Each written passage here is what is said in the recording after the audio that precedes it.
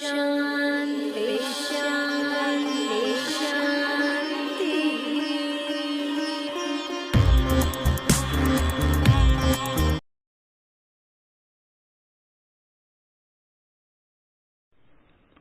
அனைவருக்கும் ஆத்ம நமஸ்காரம்.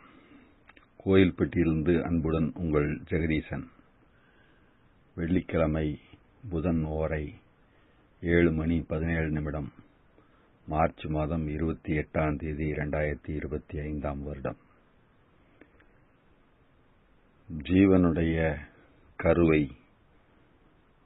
வளர்ச்சி பாதுகாக்கும் விதம், அதாவது ஒரு ஆன்மீக பொக்கிஷமாக நம்மிடத்திலே கிடைக்கப்பெற்ற விதை அடிப்படை பயிற்சியை ஒரே மாதிரியாக தொடர்ந்து கொண்டு சென்றால்தான் அதில் பூரண வெற்றி பெற முடியும்.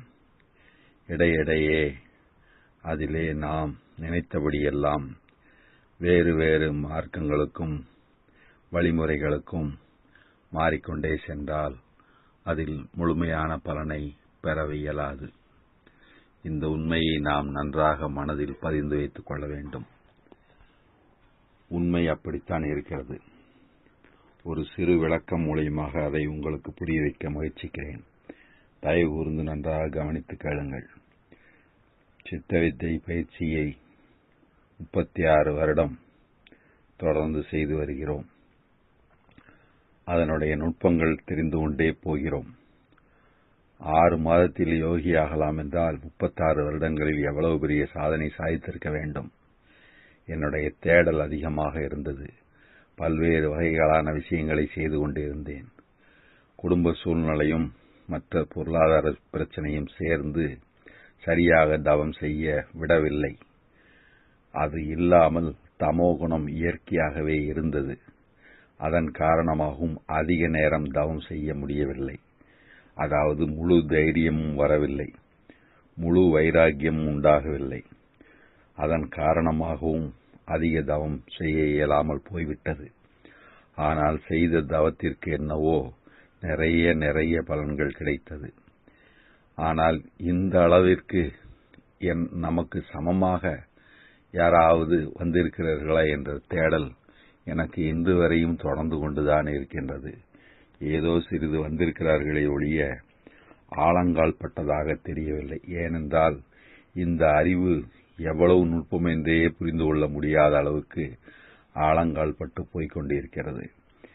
அதனால் எல்லையில்லாத அந்த பேரறிவை நம் வாழ்நாளில் ஏதோ ஓரளவுதான் அனுபவிக்க முடியும் போல் தெரிகிறது. மகான்களுடைய அளவை கணக்கீடு செய்து பார்த்தால் 1,90,00,000 என்று வைத்துக் கொள்வோமே. ஆனால் நான் அதில் 1% 100ல் 1 பாகம் மாத்திரமே அனுபவத்தில் கொண்டு வந்துள்ளேன் என்றுதான் கருத வேண்டியிருக்கிறது. ஆனால் இந்த சதவீத அளவு, குறைந்த சதவீத அளவு கூட என்னை போதமாகி தடுமாற வைத்துக் கொண்டிருக்கிறது. அதாவது புத்திக்கு பல மாற்றங்களும் உண்டாகும் என்கிற நிலையே தாங்க முடியாத நிலையாக இருக்கிறது. இந்த மூளை இதை கிரகித்துக் கொள்வதில் தடுமாறுகிறது. அப்படியானால் மகான்கள் எப்பேற்பட்ட நிலையை எவ்வளவு சாதுரியமாக, சாதாரணமாக, இயல்பாக கடந்து போயிருக்கிறார்கள், அவர்களுடைய அருள் எவ்வளவு பெற்றிருக்கிறார்கள் என்பது பேரதிசயம்தான். அப்படி தவத்தினுடைய ஆற்றலை, தவத்தினுடைய தன்மையை அதை அதிகமாக்கிக் கொண்டு செல்வதற்கு அவர்கள் அதிக காலம் பொறுமையாக, அமைதியாக இருந்திருக்கிறார்கள். வைராக்கியமாக தனக்கு வரும் துன்பத்தை பொறுத்து கொண்டிருக்கிறார்கள். எல்லோருக்கும் நன்மையை கருதியிருக்கிறார்கள். மேலான உள்ளத்தை பெற்றிருந்திருக்கிறார்கள்.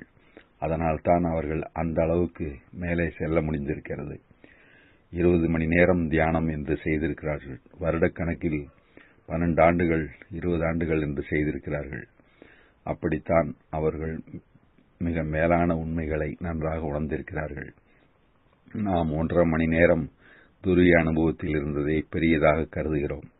ஆனால் இந்த துரிய அனுபவமே நமக்கு பேரானந்தம் தருகிறது. அப்படியானால் இந்த ஞானம் உள்ளே இருந்து வருவதை பெரிய ஆச்சரியமாக கருதுகிறேன்.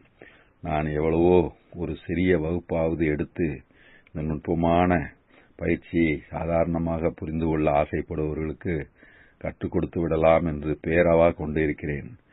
யாராவது ஒத்து வந்தால் அவ்வாறு செய்ய தயாராக இருக்கிறேன். சித்த வித்தியார்த்திகள் என்னுடைய எண்ணிற்கு தொடர்பு கொண்டு நுட்பமாக தெரிந்து கொள்ள ஆசைப்பட்டால் அவ்வாறு தொடர்பு கொள்ளலாம்.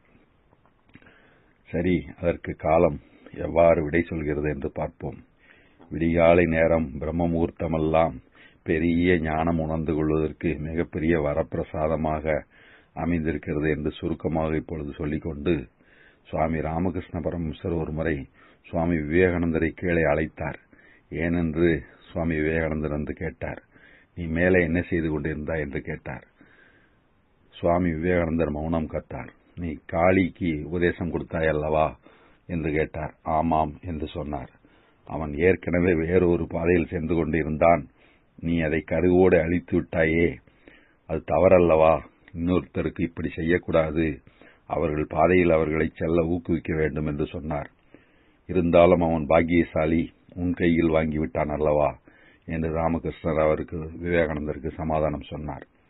அதனால் யார் எந்த பாதையில் செல்கிறார்களோ அவர்களை அந்த பாதையிலே ஊக்குவிக்க வேண்டும். அந்தந்த பாதையிலே இருந்து அவர்கள் திரும்பி வந்துவிட்டால் அந்த கரு அதோடு முடிந்து விடுகிறது.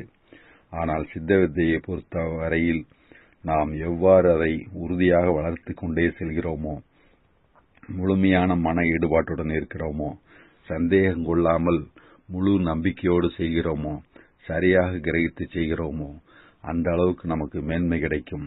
இந்த லட்சியத்திற்கு துணை வருகிற அனைத்து நல்ல விஷயங்களிலும் இணைத்துக் கொண்டு நாம் வெற்றி பெற வேண்டுமாய் பணிவன்புடன் கேட்டுக்கொண்டு உங்கள் முன் இப்பொழுது விடைபெற்றுக் கொள்கிறேன்.